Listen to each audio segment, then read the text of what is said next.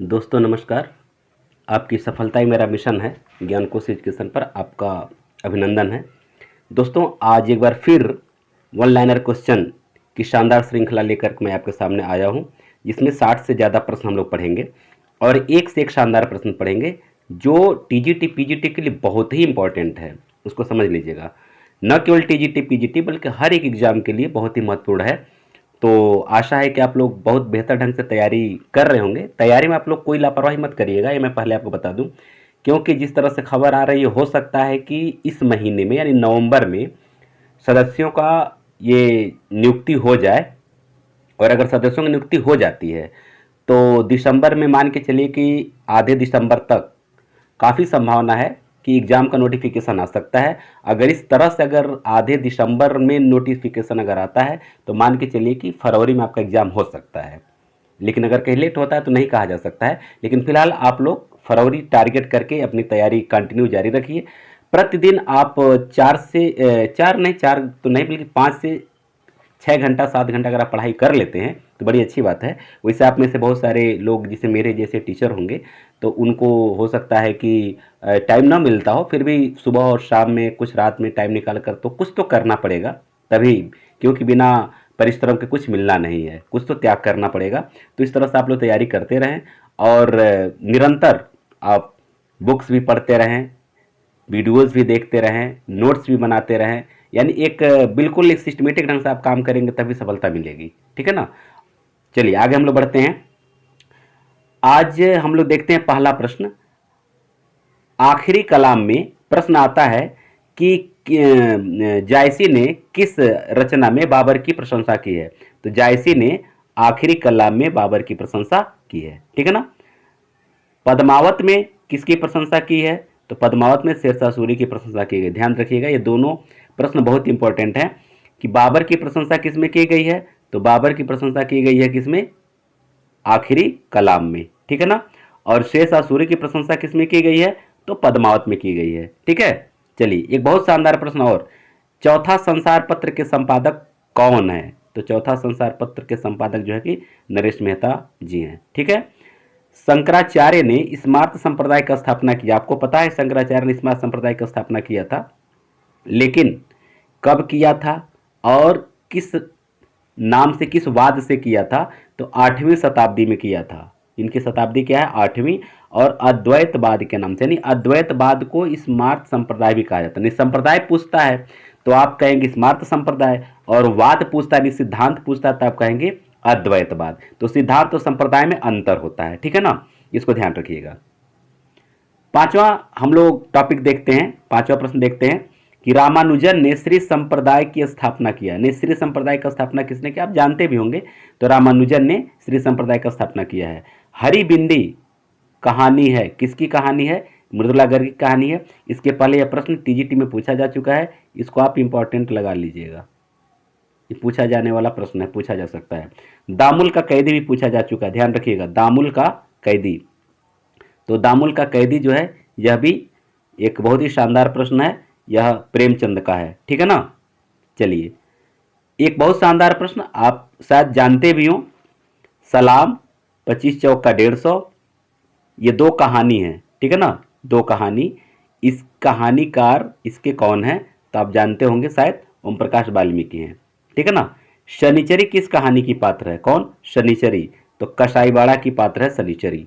और आप कमेंट करके बताएंगे कि शनिचर किस उपन्यास का पात्र है, जरूर आपको पता होगा, आप कमेंट करके जरूर बताएंगे। आपसे निवेदन है कि शनिचर किस उपन्यास का पात्र है। दोनों एक दूसरे से रिलेटेड हैं, समझ लीजिएगा। इस तरह का प्रश्न शनिचरी शनिचर ऐसा कुछ अगर रहता है तो ज़्यादातर प्रश्न पूछा जा सकता है परीक्षाओं में।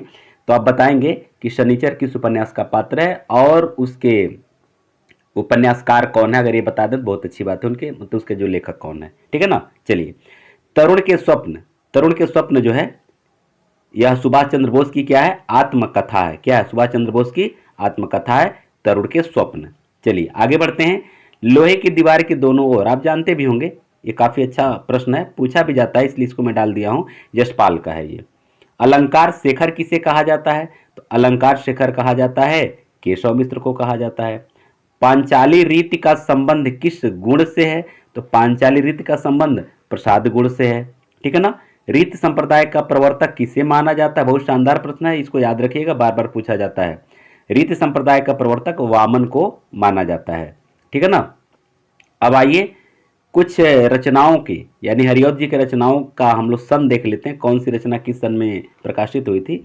तो देखिए, रस कलश की रचना कब हुई थी, 1931 में, याद रखिएगा, रस कलश 1931 में। प्रिय प्रवास की बात अगर किया जाए तो आप सब जानते भी होंगे, 1914 में। पारिजात की बात अगर किया जाए 1937 में। और वैदेही वनवास कब ये इसकी रचना हुई है, 1940 में। तो याद रखिएगा, रस कलश 1931, प्रिय प्रवास 1914, पारिजात 1937 और वैदेही वनवास 1940।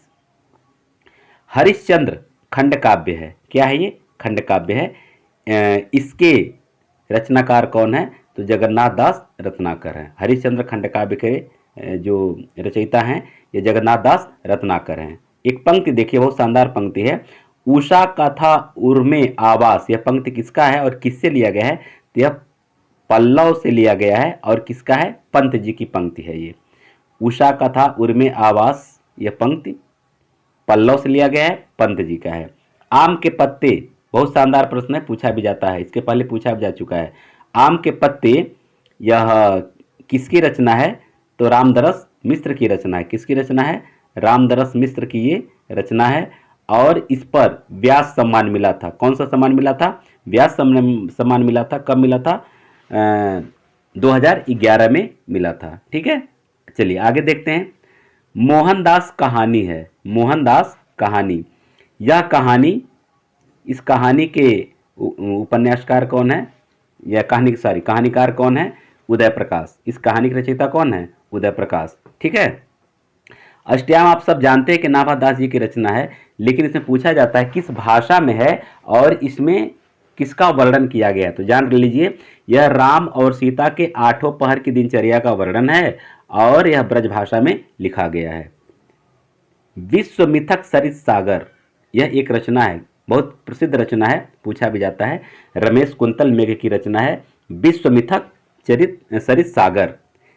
विष्णुप्रिय आप सब जानते होंगे, ये मैथिली शरणगुप्त की रचना है, काफ़ी इंपॉर्टेंट है, ठीक है ना। रघुवंशम में अगर सर्ग की बात किया जाए कि रघुवंशम में कुल कितने सर्ग हैं, तो कुल कितने सर्ग हैं, 19 सर्ग हैं। अगर कुमार संभव की बात किया जाए कुल कितने सर्ग हैं, तो 17 सर्ग हैं। 28 नंबर का क्वेश्चन देखिए, रमणीयार्थ प्रतिपादक शब्द काव्य, यह किसका कथन है, यह पंडित जगन्नाथ का कथन है। आइए 29 नंबर का प्रश्न को देखते हैं। आचार्य दंडी ने काव्य के गुण कितने माने हैं, तो 10 काव्य गुण माने हैं। और क्वेश्चन नंबर 30 हम लोग देखते हैं। विजय सेन सूर्य की रचना है रेवंत गिरिरास। ये अक्सर, ये जो रचनाएं अक्सर पूछी जाती हैं, इसलिए यहाँ मैं एक ही साथ डाल दिया हूँ ताकि आपको कोई कन्फ्यूजन ना हो। नेमिनाथ रास, जो ग्रंथ हैं, ये जो पूछा जाता है, इसको मैं आपके साथ में ये डाल दिया हूँ ताकि ये आपको कहीं कोई दिक्कत ना हो, ठीक है ना। तो नेमिनाथ रास जो है कि सुमित गढ़ी सूर्य का है ये, ठीक है। आइए हम लोग 32 नंबर का प्रश्न देखते हैं। जिन धर्म सूर्य, जिन धर्म सूर्य जो है यह स्थूल भद्र रास, इनकी जो मतलब रचना है, यह स्थूल भद्र सूर्य की जो जिन धर्म सूर्य की जो रचना है क्या है, स्थूल भद्र रास है। तो ध्यान रखिएगा कि धर्म और ये स्थूल, धर्म स्थूल में, धर्म क्या होता है, स्थूल होता है, इसको ऐसे रिलेट करके याद करेंगे तो बढ़िया रहेगा। शालिभद्र सूर्य, शालिभद्र सूर्य जो है भरतेश्वरी बाहुबली, बाहुबली क्या है, शालिभद्र कौन है, बाहुबली, शालिभद्र बाहुबली, ऐसे रिलेट करके याद करेंगे तो बढ़िया से याद हो जाएगा। अगला क्वेश्चन हम देखते हैं 34। हिंदी साहित्य का नया इतिहास राम खेलावन पांडे का है, ठीक है ना। 35 नंबर का प्रश्न देखिए। 35 नंबर का नेमिनाथ फागु, ये राजशेखर सूर्य की ये रचना है। नेमिनाथ फागु किसकी रचना है, राजशेखर सूर्य की रचना है। और अब देखिए, मैं यहाँ 3-4 प्रश्न आपको एक साथ डाल दे रहा हूँ कि गोरखनाथ का समय किसने क्या माना। यहाँ से एक प्रश्न बनता, हमेशा पूछा जाता, ध्यान रखिएगा। तो आचार्य शुक्ल ने गोरखनाथ का समय 13वीं शताब्दी माना है। पीताम्बर दत्त बड़थवाल, ये ड है, ड हो गया, इसको ध्यान से आप समझ सकते हैं, बड़थवाल है। पीताम्बर दत्त बड़थवाल 11वीं शताब्दी मानते हैं। राहुल सांकृत्यायन 9वीं शताब्दी मानते हैं और राम कुमार वर्मा 13वीं शताब्दी मानते हैं। यानी कि राम कुमार वर्मा और आचार्य रामचंद्र शुक्ल, ये दो लोग 13वीं शताब्दी मानते हैं, जबकि पीताम्बर दत्त बड़थवाल और राहुल सांकृत्यायन ये 9वीं शताब्दी मानते हैं।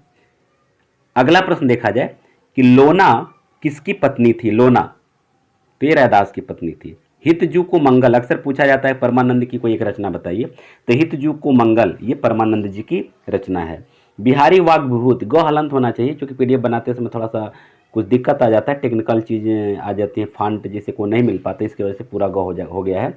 तो बिहारी वाग विभूति ये आलोचनात्मक कृति है और ये किसकी है, विश्वनाथ प्रसाद मिश्र की है। ठीक है ना। आइए अगला प्रश्न में देखते हैं, किसान, किसान रचना किसकी है। तो किसान मैथिलीशरण गुप्त की रचना है। महियशी महादेवी, महियशी पर बड़ी का मात्रा होना चाहिए, यह भी टेक्निकल फॉल्ट की वजह से ऐसा हुआ है। तो महियशी महादेवी एक रचना है, यह किनका है, गंगा प्रसाद विमल का है। महावीर प्रसाद द्विवेदी और हिंदी नवजागरण यह कब प्रकाशित हुआ था। तो 1977 में प्रकाशित हुआ था। अगला 46 नंबर के प्रश्न में देखते हैं कि प्रेमचंद की प्रासंगिकता ये आलोचनात्मक कृति है, यह किसकी है। तो अमृत राय की है। वाजश्रवा के बहाने ये किसकी रचना है। ये कुंवर नारायण की रचना है। बोली में से 2-3 प्रश्न पूछे जाते हैं और जो आकार ओकार बहुला अक्सर पूछा जाता है, जो बड़ा कन्फ्यूजन होता है, तो मैं सोचा हूँ कि चलिए आपको मैं बता ही दूँ। आकार बहुला जो बोली है ये हरियाणवी और कौरवी है, और ओकार बहुला जो बोली है ये बुंदेली और ब्रज है और कन्नौजी है। 3 बोली है, ओकार बुंदेली है, ब्रज है और कन्नौज। तो ब्रज भाषा ओकार बहुला है, कौरवी हरियाणवी आकार बहुला है, कन्नौजी भी ओकार है, बुंदेली भी ओकार है। सुभद्रा नाटक ये किसका है। तो राम नरेश त्रिपाठी का है सुभद्रा नाटक। तुलसीदास नाटक किसका है। देखिए तुलसीदास एक जो काव्यकृत आप जानते हैं किसकी है, कमेंट करके बता सकते हैं। और तुलसीदास नाटक जो है ये जगन्नाथ प्रसाद चतुर्वेदी का है। अत्याचार का परिणाम ये नाटक है, ये किसका है, विश्वंभर नाथ शर्मा कौशिक का ये नाटक है। ठीक है ना। आइए हम लोग 53 नंबर का प्रश्न देख लेते हैं। अली हैदर अली या मैसूर पतन ये किसकी रचना है। ये द्वारिका प्रसाद मौर्य की रचना है। अब देखिए ईशत विपरीत किसे कहते हैं। तो ईशत विपरीत जो वर्ण है यह उष्म वर्ण है, यानी कि श श स ह ये 4 वर्ण जो है ईशत विपरीत हैं। अगर ऊ की बात किया जाए कि ऊ किस तरह का ये है, तो ऊ समृत वर्ण है। अगर आ की बात किया जाए आ क्या है, तो आ विपरीत वर्ण है। और समृत वर्ण किसे कहते हैं, जिसमें मुख बंद रहता है। विपरीत वर्ण किसे कहते हैं, जिसमें मुख खुला रहता है। अर्ध विपरीत किसे कहते हैं, तो अ को अर्ध विपरीत कहते हैं।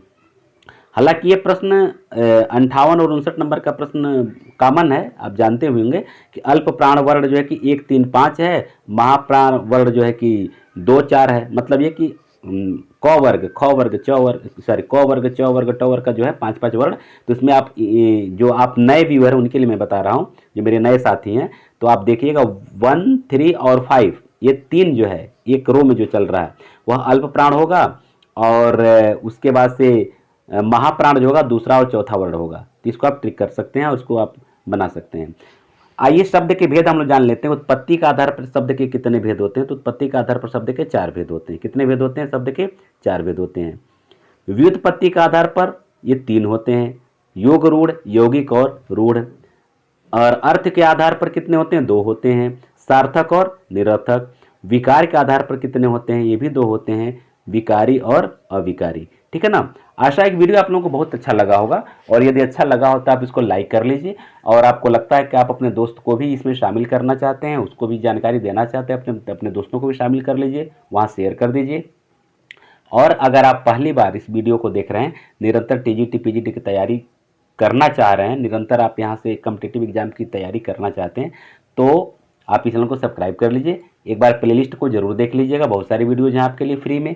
और एक बार आप इसके डिस्क्रिप्शन बॉक्स को भी देख लीजिएगा, वहाँ भी बहुत कुछ आपके लिए है। चलिए फिर हम लोग मिलते हैं अगली वीडियो में। आप सबको बहुत बहुत धन्यवाद।